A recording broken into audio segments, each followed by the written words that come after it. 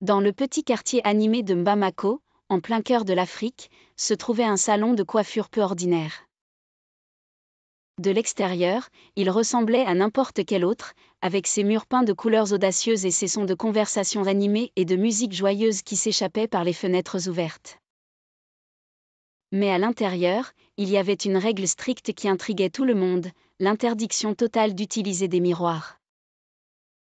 La coiffeuse, Aminata, une femme noire d'une quarantaine d'années au sourire radieux et aux yeux pétillants, était connue dans tout le quartier non seulement pour son talent exceptionnel à créer des coiffures africaines uniques mais aussi pour cette règle singulière. Les clientes qui franchissaient le seuil de son salon étaient accueillies chaleureusement par Aminata, habillée de tissu wax aux motifs éclatants. Chaque jour, de nouvelles clientes, curieuses, osaient la question « Pourquoi pas de miroir ?» Aminata avait une réponse simple mais intrigante, la beauté ne se regarde pas dans un miroir, elle se ressent de l'intérieur.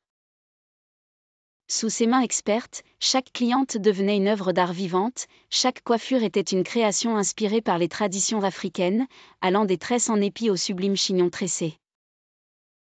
Les conversations dans le salon étaient toujours vibrantes et pleines de vie. On y partageait des histoires de vie, des rires et des moments de mélancolie.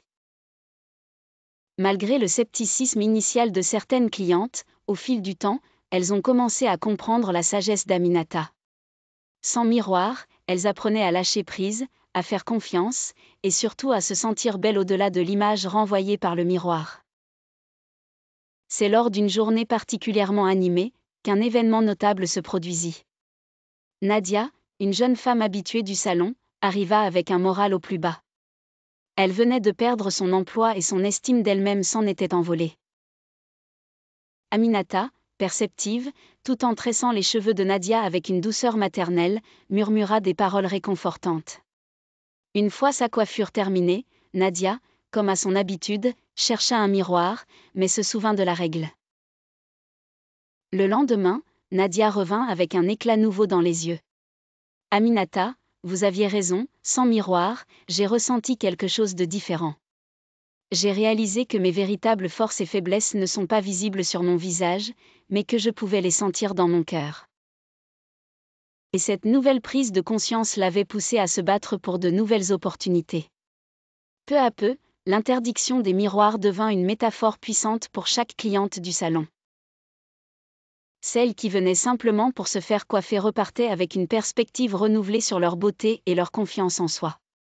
Et c'est ainsi que le salon de coiffure d'Aminata devint plus qu'un simple lieu de beauté.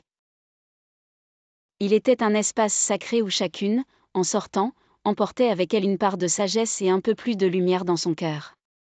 La leçon qu'Aminata offrait était simple, mais profonde, la vraie beauté est celle que l'on ne voit pas, mais que l'on ressent au plus profond de soi.